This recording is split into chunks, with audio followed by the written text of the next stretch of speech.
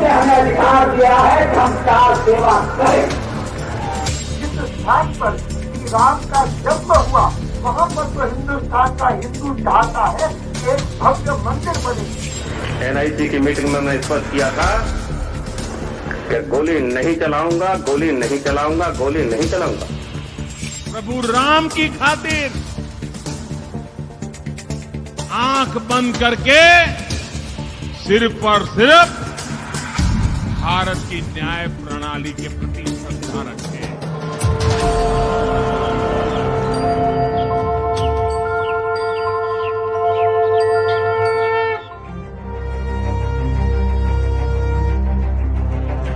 ये दृश्य स्वतंत्र भारत के सबसे बड़े जन आंदोलन के थे, जिसकी नींव में हमारी राष्ट्रीय पहचान एवं सामाजिक समरसता निहित है। माननीय उच्चतम न्यायालय ने जन भावनाओं के अनुरूप फैसला सुनाकर हमारी राष्ट्रीयता को और अधिक जीवंत बना दिया है। इस अवसर पर असंख्य राम भक्तों के बलिदान और हमारे दृढ़ प्रतिज्ञ नेतृत्व की अटूट प्रतिबद्धता का भी स्मरण स्वाभाविक है। श्री राम जन्मभूमि का इतिहास तो रामायण काल से अस्तित्व में है, लेकिन विदेशी आक्रांताओं ने जन्मभूमि पर अतिक्रमण कर एक ढांचा बना दिया।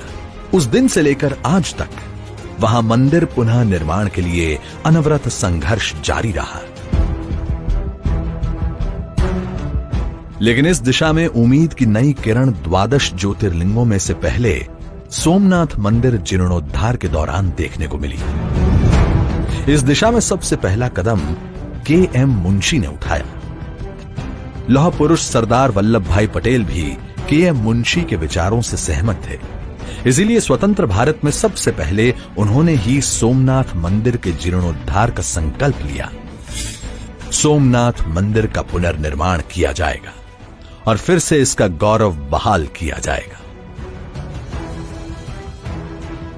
सोमनाथ मंदिर से लगभग 757 किलोमीटर दूर भारत के उत्तर पूर्वी छोर पर भगवान श्री राम के जन्म स्थान अयोध्या में भी सोमनाथ मंदिर की तरह श्री राम मंदिर निर्माण के प्रयास शुरू हो चुके थे। अयोध्या में श्री राम जन्मभूमि पर भी आक्रांताओं ने राम मंदिर को ढाकर जो ढांचा खड़ा किया था, बताया जाता है कि 22 दिसंबर 1949 की रात अचानक विवादित ढांचे के अंदर रामलला जी की मूर्ति प्रकट हो गई। तब से वहां पूजा अर्चना प्रारंभ हो गई। हमारे संविधान निर्माता भी जानते थे कि भगवान श्री राम भारत के प्रतीक हैं। संविधान की मूल प्रति में राम दरबार को सम्मिलित यूं ही तो नहीं किया गया था। भारतीय जनसंघ के संस्थापक डॉक्टर श्यामा प्रसाद मुखर्जी भी इस संविधान सभा के सदस्य थे, जिन्होंने संविधान की उस मूल प्रति पर अपने हस्ताक्षर किए। साल 1951 के बाद जन्मभूमि का मामला केंद्र सरकार की निष्क्रियता के कारण विवादित होने लगा और स्थानीय अदालत में लंबित हो गया। हालांकि सामाजिक स्तर पर प्रयास चलते रहे। इस दिशा में एक ठोस पड़ाव 1977 से 1986 के बीच आया। इस एक दशक में श्री राम जन्मभूमि के आसपास पुरातत्व सर्वेक्षण का कार्य किया गया। अयोध्या में राम जन्मभूमि के पास खुदाई करने वाली पुरातत्व टीम का हिस्सा रहे पद्मश्री के मोहम्मद, जो कि संस्थान के क्षेत्रीय निदेशक भी थे, ने एक साक्षात्कार में बताया कि विवादित ढांचे के खंभे किसी हिंदू मंदिर के थे। उनके अनुसार पुरातत्व टीम ने पाया था कि ढांचे के खंभों में पूर्ण कलश उकेरे गए थे, जो हिंदू संस्कृति के पुख्ता साक्ष्य थे। हमने पहले जाके देखा तो वो मस्जिद का जो भी है तो उसमें पिलर्स में 12 पिलर्स जितने भी थे वो सब जो ना हिंदू मंदिर का था। तो आप पूछेंगे ये हिंदू मंदिर आप कैसे कहेंगे? तो हिंदू आप कोई भी जो ना हिंदू मंदिर का देखेंगे तो वो हिंदू मंदिर का हमेशा पूर्ण कलश मिलेंगे आपको। पूर्ण कलश that is a symbol of prosperity in Hinduism. मुसलमानों को जितना मक्का और मदीना इंपॉर्टेंट है, उतना ही एक आम हिंदू के लिए ये दिस इज राम की जन्मस्थान, कृष्ण की जन्मस्थान, ये इम्पोर्टेंट है और मुसलमानों को willingly they should hand it over. इसके बाद राम मंदिर आंदोलन के दौरान विवादित ढांचे के स्थान से विष्णु हरि शिलापट्ट भी मिला था, जिससे यह स्पष्ट था कि विवादित ढांचे के नीचे मंदिर था। 1985 में श्री राम मंदिर निर्माण के लिए देश भर में जन जागरण शुरू हुआ और इन प्रयासों को सफलता 1 फरवरी 1986 को मिली। फैजाबाद के जिला न्यायालय ने ताला खुलवा दिया। राम मंदिर आंदोलन रफ्तार पकड़ रहा था। भाजपा ने देश की संस्कृति, सम्मान और आस्था के हित का नेतृत्व किया और पहली बार एक ऐसा कदम उठाया जिसके बारे में कोई राजनीतिक दल सोचता भी नहीं था। 1989 के लोकसभा चुनाव में भारतीय जनता पार्टी ने अपने घोषणा पत्र की प्रस्तावना में संकल्प रखा कि सोमनाथ मंदिर की तर्ज पर राम मंदिर का निर्माण होना चाहिए। भारतीय जनता पार्टी ने अपने अधिवेशनों, कार्यकारिणी बैठकों व दस्तावेजों में स्पष्ट किया, मर्यादा पुरुषोत्तम श्री राम भारत के प्रतीक पुरुष, राष्ट्र पुरुष हैं। शासन की राम राज्य सी परिकल्पना के केंद्र में श्री राम ही हैं। 9 से 11 जून 1989 पालमपुर, हिमाचल प्रदेश में भारतीय जनता पार्टी की राष्ट्रीय कार्यकारिणी श्री अटल बिहारी वाजपेयी की अध्यक्षता में बुलाई गई। इस बैठक में श्री राम मंदिर निर्माण पर एक प्रस्ताव पारित किया गया। 30 सितंबर 1989 देश भर में रामशिलाओं के पूजन की योजना बनाई गई। इस दिन 3 लाख से अधिक गांवों में रामशिलाओं का पूजन कर अयोध्या भेजा गया। इसमें देश भर से 11 करोड़ से अधिक लोग शामिल हुए। 13 अक्टूबर 1989 तत्कालीन गृह मंत्री बूटा सिंह ने लोकसभा में शिलान्यास के विरुद्ध एक प्रस्ताव पेश किया, जिसे अधिकतर गैर भाजपा दलों ने स्वीकार कर लिया। 2 नवंबर 1989 सर्वसम्मति से भगवान के विग्रह से 129 फीट पूर्व दिशा में और वहां से दक्षिण दिशा में 17.5 फीट पर शिलान्यास का स्थान निश्चित हुआ। वहां 8 फीट का चतुर्भुज बनाकर ध्वज फहरा दिया गया। तय कार्यक्रम के अनुसार 9 नवंबर को महंत अवैद्यनाथ, वामदेव जी महाराज और महंत रामचंद्र परमहंस द्वारा लाखों राम भक्तों के बीच भूमि का उत्खनन किया गया। अगले दिन 10 नवंबर को बिहार के हरिजन बंधु श्री कामेश्वर चौपाल जी द्वारा भारत एवं विश्व के लगभग 450 से अधिक प्रेस प्रतिनिधियों के बीच पहली शिला वहां रखी गई। 24 जून 1990 हरिद्वार में साधु संतों की बैठक में कार सेवा समिति बनाई गई और निर्णय किया गया कि 30 अक्टूबर 1990 को श्री राम मंदिर के निर्माण के लिए कार सेवा शुरू की जाएगी। भाजपा ने इस आंदोलन को पूरा समर्थन दे दिया था। श्री लाल कृष्ण आडवाणी ने 28 जून 1990 को 5 जन्य को दिए एक साक्षात्कार में कहा था, श्री राम मंदिर निर्माण के लिए इस आंदोलन को भारतीय जनता पार्टी पूरी तरह समर्थन देती है। अगर वीपी सरकार ने इसे रोकने की कोशिश की तो ये देश के सबसे बड़े आंदोलन का रूप भी ले सकता है। 25 सितंबर 1990 भारतीय जनसंघ के संस्थापक सदस्य, पूर्व अध्यक्ष और एकात्म मानव दर्शन के प्रणेता दीनदयाल उपाध्याय की जयंती को पार्टी अध्यक्ष श्री लाल कृष्ण आडवाणी ने राम रथ यात्रा शुरू की। श्री राम जन्मभूमि पर भव्य मंदिर निर्माण व देश में एक मत बनाने के उद्देश्य से सोमनाथ से अयोध्या तक की 10,000 किलोमीटर की राम रथ यात्रा का मार्ग गुजरात, महाराष्ट्र, आंध्र प्रदेश, मध्य प्रदेश, राजस्थान, हरियाणा, दिल्ली और बिहार से होते हुए 30 अक्टूबर को अयोध्या तक निश्चित किया गया। इस अवसर में पार्टी की उपाध्यक्ष श्रीमती विजया राजे सिंधिया और प्रधानमंत्री श्री नरेंद्र मोदी भी थे।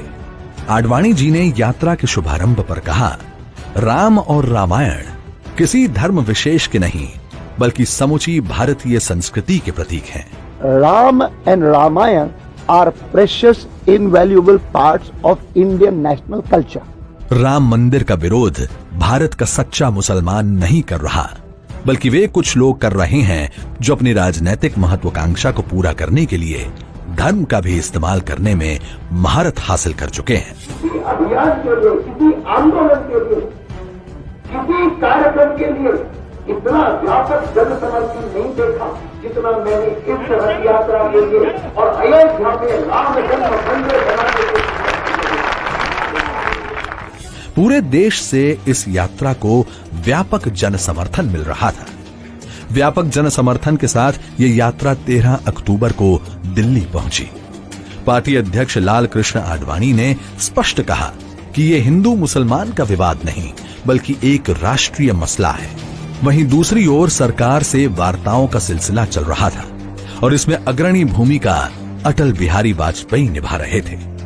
लेकिन केंद्र सरकार ने यात्रा के विरुद्ध नकारात्मक रवैया अपनाया हुआ था और 23 अक्टूबर को बिहार के समस्तीपुर से खबर आई कि आडवाणी जी को गिरफ्तार कर लिया गया है। भाजपा ने केंद्र सरकार से अपना समर्थन वापस ले लिया और देश भर से कार सेवा के लिए सत्याग्रह शुरू हो गया। देश में फिर से अघोषित आपातकाल लागू कर भाजपा नेताओं को गिरफ्तार किया जाने लगा। लेकिन इसके बाद भी अटल जी के नेतृत्व में यात्रा जारी रही। देश भर से लाखों कार सेवक अयोध्या की तरफ बढ़ रहे थे। अयोध्या पहुंचने से पहले ही अटल जी को भी गिरफ्तार कर लिया गया। मैं तो शांतिपूर्ण ढंग से अयोध्या जाना चाहता हूं, लेकिन सरकार ने रोक दिया। 30 अक्टूबर से 2 नवंबर 1990।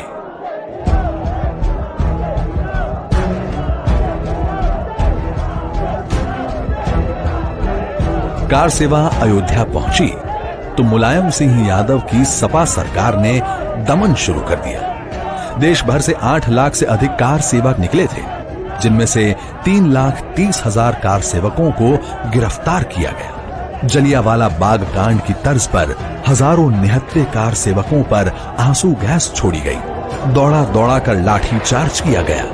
यहां तक कि 72 घंटे के भीतर 2 बार गोलियां चलाकर करीब 50 कार सेवकों को मौत के घाट उतार दिया गया। हजारों कार सेवक बुरी तरह घायल हो गए। 4 अप्रैल 1991 दिल्ली स्थित बोट क्लब में विशाल संकल्प सभा का आयोजन किया गया। इसमें देश भर से 25 लाख से अधिक राम भक्त शामिल हुए। भाजपा की ओर से लाल कृष्ण आडवाणी, अटल बिहारी वाजपेयी, मुरली मनोहर जोशी और राजमाता विजया राजे सिंधिया मंच पर मौजूद थी। सभा खत्म होते होते मुलायम सिंह यादव ने उत्तर प्रदेश के मुख्यमंत्री पद से इस्तीफा दे दिया। उत्तर प्रदेश में दोबारा चुनाव हुए और भाजपा नेता कल्याण सिंह के नेतृत्व वाली सरकार ने पदभार संभाला। 7 से 10 अक्टूबर 1991 कल्याण सिंह सरकार ने राम मंदिर निर्माण के लिए विवादित ढांचे को छोड़कर आसपास की 2.77 एकड़ भूमि का अधिग्रहण किया। अब देश भर में श्री राम मंदिर की मांग जन आंदोलन का रूप ले चुकी थी। 29 नवंबर 1992 आडवाणी जी समेत प्रमुख भाजपा नेताओं ने कार सेवा का आह्वान किया और 25,000 सशस्त्र पुलिस बलों की तैनाती के बावजूद 3 दिसंबर 1992 को अयोध्या में 3 लाख से अधिक कार सेवक एकत्र हो चुके थे। 5 दिसंबर 1992 अटल जी ने लखनऊ में ऐतिहासिक जनसभा को संबोधित किया। सचमुच में सुप्रीम कोर्ट ने हमें अधिकार दिया है कि हम कार सेवा करें।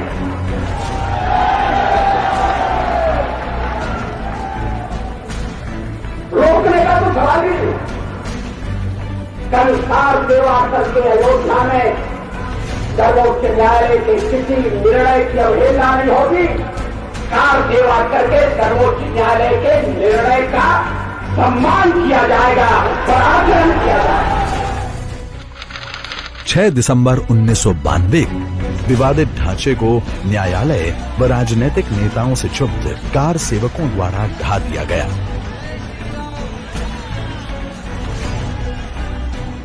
इस बीच श्री कल्याण सिंह ने मुख्यमंत्री पद से इस्तीफा दे दिया, लेकिन एक भी राम भक्त पर गोली नहीं चलाई गई। एनआईसी की मीटिंग में मैंने स्पष्ट किया था कि गोली नहीं चलाऊंगा, गोली नहीं चलाऊंगा, गोली नहीं चलाऊंगा। 21 दिसंबर 1992 लोकसभा में नरसिम्हा राव सरकार के विरुद्ध अविश्वास पर चर्चा के दौरान अटल जी ने कहा था, आप प्रतिबंध लगाएंगे तो हम लोगों के पास जाएंगे और आज जितनी संख्या है उससे हम ज्यादा चुन कर आएंगे, आप याद रखिए। अप्रैल 1993 विभिन्न घटनाक्रमों की पृष्ठभूमि में अब श्री राम मंदिर पर एक समावेशी दस्तावेज की आवश्यकता थी। इसलिए भाजपा ने अयोध्या व श्री राम मंदिर आंदोलन पर एक श्वेत पत्र प्रकाशित किया और श्री राम को एकात्म व एकता की प्रतिमूर्त के रूप में वर्णित करते हुए प्रस्तावना में सरकार के शासन को राम राज्य के जैसा होने की प्रतिबद्धता स्पष्ट की। 1996 में हुए लोकसभा चुनाव में भाजपा ने अपने घोषणा पत्र में फिर से श्री राम जन्मभूमि पर मंदिर निर्माण की अपनी प्रतिबद्धता को दोहराया। 1998 में हुए चुनावों में भाजपा सबसे बड़ी पार्टी के रूप में उभरी। इस दौरान इलाहाबाद उच्च न्यायालय में राम मंदिर का मामला चल रहा था। 11 मार्च 2002 में अटल जी ने संसद में श्री राम जन्मभूमि पर बोलते हुए कहा, के विवाद को हल करने के दो ही तरीके हैं। एक, आपस की बातचीत से विवाद हल किया जाए, कोई रास्ता निकाला जाए, और अगर इसमें सफलता नहीं मिलती तो फिर अदालत से कहा जाए कि वो इसमें जल्दी सुनवाई करें। इलाहाबाद उच्च न्यायालय की लखनऊ बेंच में इस मामले की सुनवाई शुरू हुई और सभी पक्षों को सुना गया।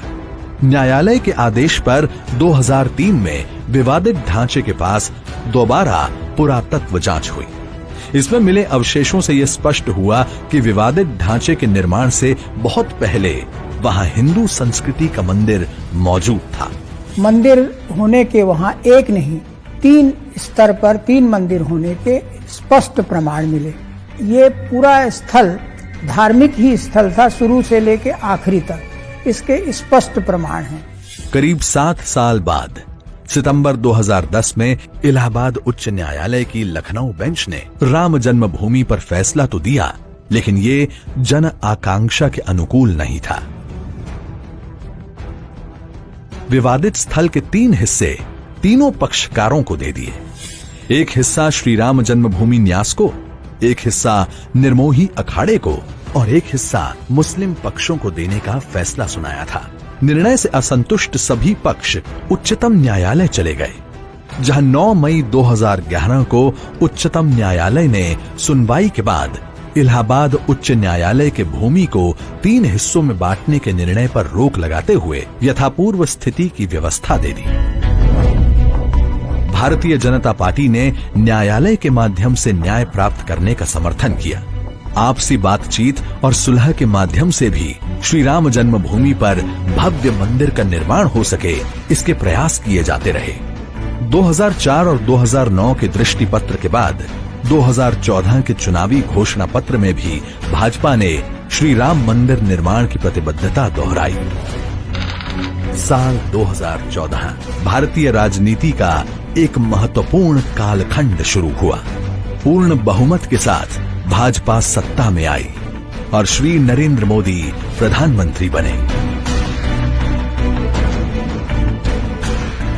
उसके बाद उच्चतम न्यायालय में मामले की सुनवाई में तेजी आए, इसके लिए भी ठोस प्रयास शुरू हुए।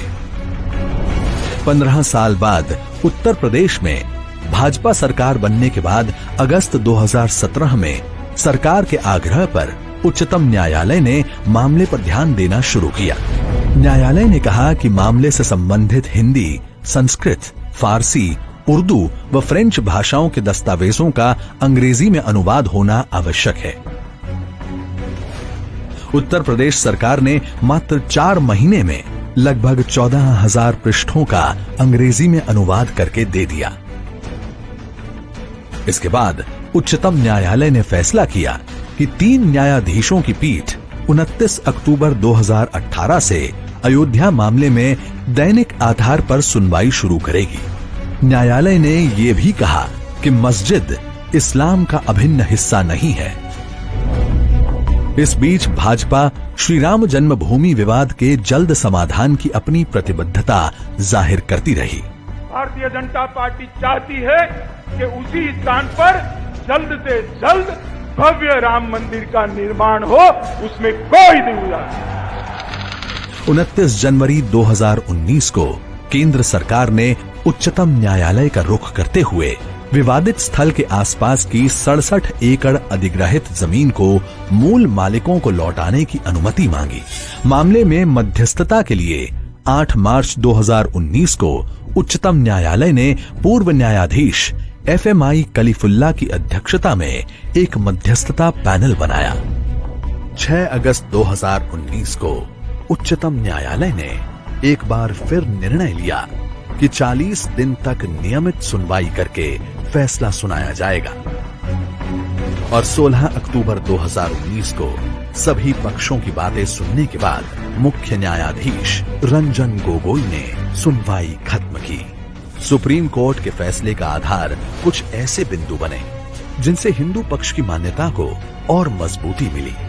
ऐसे कोई प्रमाण नहीं थे जिससे स्पष्ट हो सके कि सन 1528 में विवादित ढांचे के निर्माण के बाद से 1856-57 यानी कि 300 साल से ज्यादा समय तक वहां नमाज होती थी। इस तथ्य को वक्फ बोर्ड के वकील ने भी स्वीकार किया था। हिंदू पक्ष के पास विवादित ढांचे के बाहरी हिस्से का अधिकार था, जिसमें राम चबूतरा और सीता रसोई थी। वहां से जो पूजन होता था उसकी दिशा गर्भगृह की दिशा में रहती थी। विवादित ढांचे के मौजिन ने 1858 में दाखिल एक शिकायत में माना था कि गर्भगृह में राम जन्मस्थान का प्रतीक सैकड़ों वर्षों से था और हिंदुओं द्वारा पूजा नियमित रूप से की जाती थी। और अंततः उच्चतम न्यायालय के फैसले के बाद अयोध्या में भव्य राम मंदिर का मार्ग प्रशस्त हुआ है और सौहार्द के अनूठे अध्याय का शुभारंभ भी। सर्वोच्च अदालत का ये फैसला हमारे लिए एक नया सवेरा लेकर के आया है।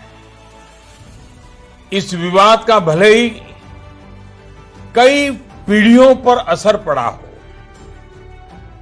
लेकिन इस फैसले के बाद हमें यह संकल्प करना होगा कि अब नई पीढ़ी नए सिरे से न्यू इंडिया के निर्माण में जुटेगी। आइए एक नई शुरुआत करते हैं। भारतीय जनता पार्टी लोकतांत्रिक मूल्यों के प्रति सच्ची श्रद्धा रखती है। शांति, सौहार्द और आपसी समन्वय के साथ श्री राम जन्मभूमि का समाधान हो, ऐसा हमारा विश्वास रहा है। हम भी चाहते थे कि फैसला अदालत करे, संवैधानिक रूप से इस विवाद का रास्ता निकले। और देखिए श्री राम जी, सुप्रीम कोर्ट ने निर्णय कर दिया और सुप्रीम कोर्ट के निर्णय से भव्य राम मंदिर बनने का रास्ता। आपने फिर से मोदी जी की सरकार बनाई, समयबद्ध तरीके से सुप्रीम कोर्ट ने राम जन्मभूमि का फैसला कर दिया। अब भव्य राम मंदिर वहां बनेगा, इस बात को हमको समझना चाहिए। उच्चतम न्यायालय का फैसला राष्ट्रीयता के प्रतीकों के प्रति सम्मान और हमारी संस्कृति के संरक्षण एवं संवर्धन का बोध कराता है।